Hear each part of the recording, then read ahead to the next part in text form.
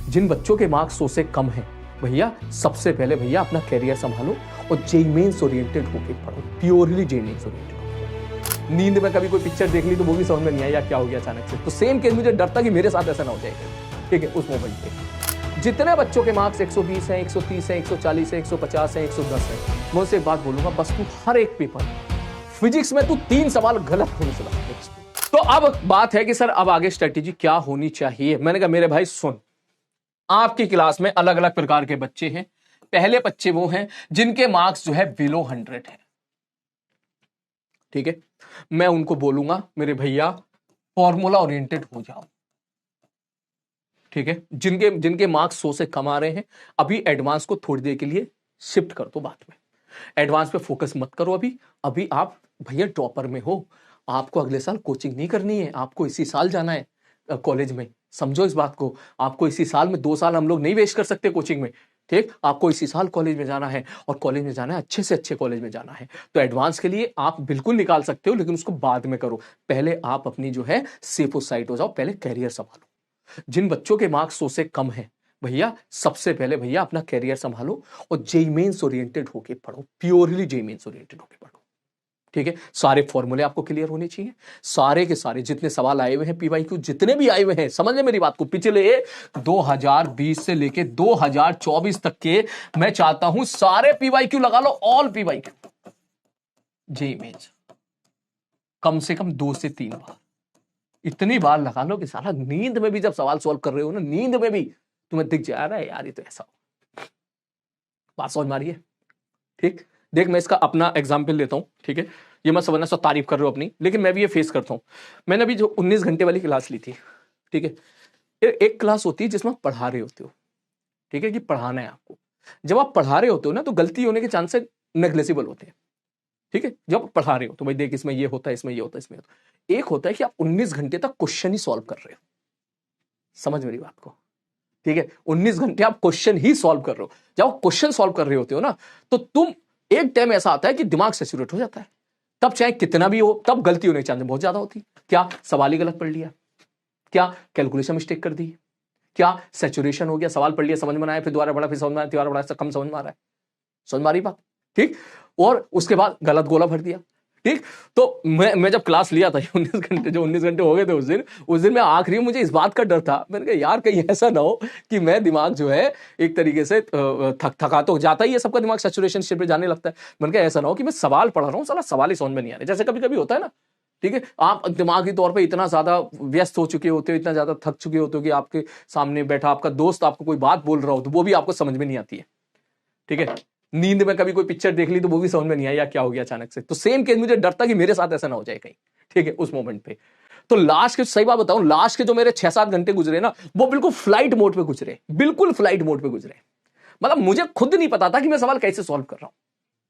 ठीक है, क्वेश्चन आ रहे हैं मैं सॉल्व कर रहा हूं, टिक आगे बढ़ जाओ, क्वेश्चन आ रहे हैं मैं सॉल्व कर रहा हूं, आगे टिक आगे बढ़ जाओ। तुम्हें लग रहा होगा सर बहुत बढ़िया पढ़ा, लेकिन बिलीव मी मुझे नहीं पता था कि मैं कैसे, मुझे बाद में यार मैं कैसे कर रहा था यार, मुझे खुद नहीं पता।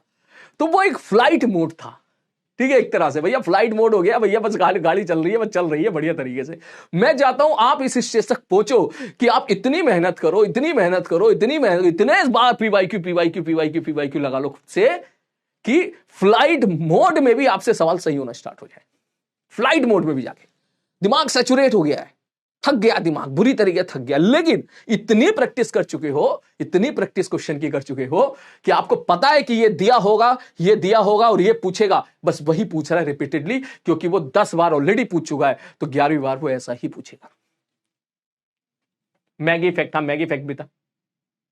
समझ गए मेरी बात, मैं क्या कहना चाह रहा हूं। तो इसलिए आप पीवाईक्यू इतनी बार लगाओ, मैं फिर से बता रहा हूं, इतनी बार लगाओ कि क्वेश्चन की 2-3 वर्ड्स के बाद ही आप समझ जाओ ये पूछेगा पक्का, ये पूछेगा, और इस सवाल की को मैंने 10 बार लगा चुका हूं, अब मुझे 11वीं बार लगाना है, मैं कर लूंगा, इसमें कोई दम ही नहीं है। समझ आ रही है। तो भैया सबसे पहला काम तो मैं बोलूंगा आपको यही है।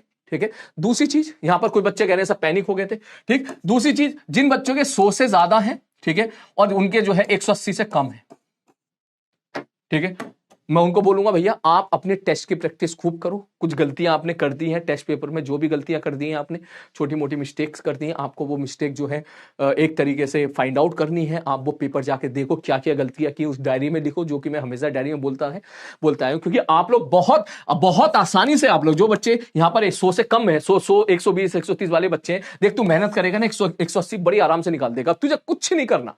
जितने बच्चों के मार्क्स 120 हैं, 130 हैं, 140 हैं, 150 हैं, 110 हैं, मैं उनसे एक बात बोलूंगा, बस तू हर एक पेपर में फिजिक्स में तू 3 सवाल गलत होने से बचा ले, बस तू समझ मारी बात। फिजिक्स में 3 सवाल जो तूने सिली मिस्टेक कर दी वो गलत होने से बचा ले बस तू, और कम से कम 2 से 3 सवाल तू केमिस्ट्री में गलत होने से बचा ले। तूने अपने गलत होने वाले सवाल ही तूने बचा ली, तेरा काम हो जाएगा। समझ मारी बात।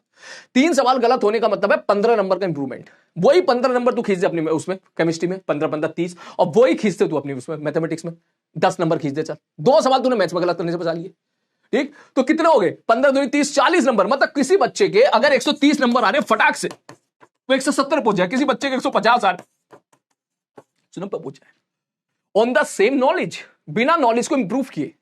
आज जबकि 2 महीने का टाइम है, 2 महीने के टाइम में 2 सवाल, एक सवाल तो तू ज्यादा सही करके आएगा ना, जाहिर सी बात है। तो फटाक से तूने एक सवाल भी ज्यादा सही कर दिया तो 200 पार पक्का, तेरी 99 परसेंटाइल पक्का। समझ मारी बात। तो इन बच्चों को यह सीखना है कि भाई साहब कहां मुझसे गलतियां हुई हैं, कहां मुझसे वो गलतियां कैसे मैं मिनिमाइज करूं, कैसे जो है मुझसे गलती क्यों हो गई यार, उसको लिख एक बार, क्योंकि पेपर तू देके आया था, मैं देके नहीं आया था। समझ मारी बात। अब मेरा काम हो चुका है पढ़ाने का, जो मैं आपको पढ़ा चुका हूं, मैं वही चीज बार बार बार बार बार बार बार बार पढ़ाऊंगा, उससे उतना तेरे को इंप्रूवमेंट तेरे अंदर नहीं होगा। तेरे अंदर इंप्रूवमेंट तब होगा जब तू खुद सवालों को सॉल्व करेगा, खुद खुद। क्लियर है। और तीसरे बच्चे जिनके मार्क्स 180 से ज्यादा आ रहे हैं, डेफिनेटली 180 से ज्यादा आ रहे हैं, वो प्योरली जी एडवांस ओरिएंटेड हो जाओ बेटा। अब वो अपने एडवांस की फाइट मारो, बिल्कुल एडवांस ओरिएंटेड हो जाओ। एडवांस के लिए मल्टीपल चॉइस के सवाल लगाओ, जितने सवाल मैंने अच्छे अच्छे सवाल क्लास में कराए हैं वो आप लगाओ। मैंने मैराथन क्लास पिछले साल जो ली थी उनके सारे सवाल आप लगाओ यूट्यूब से, ठीक है। और कंपटीशन वाला चैनल है, वहां पे अच्छे सवाल आपको देखने के लिए मिल जाते हैं, वो लगाओ, ठीक है। आप उससे पहले अपने सारे जेईई एडवांस के सवाल जितने मैंने क्लास में कराए थे पीवाईक्यू सेशन, वो आप लगाओ 2 से 3 बार। आपने मॉड्यूल खरीद रखा है तो मॉड्यूल में जितने भी एक्सरसाइज 3 एडवांस लेवल के क्वेश्चन है वो आप लगाओ। समझ मारी बात। खूब अपने आप के दिमाग को, अपने ब्रेन को बहुत शार्प करो, बढ़िया तरीके से घिसो दिमाग को, ठीक। मैं 1 मिनट अभी आया, ठीक है, मैं 1 मिनट रुक, अभी आया, 1 मिनट रुक जा। और अब ये बात हुई, अब जो बात है जिसके लिए मैं यहाँ पे वीडियो में यहाँ पे आपके सामने लाइव आया हूं, वो आई है कि सर हम रिवीजन कैसे करें। तो हमने आपके लिए रिवीजन प्लान बनाया है,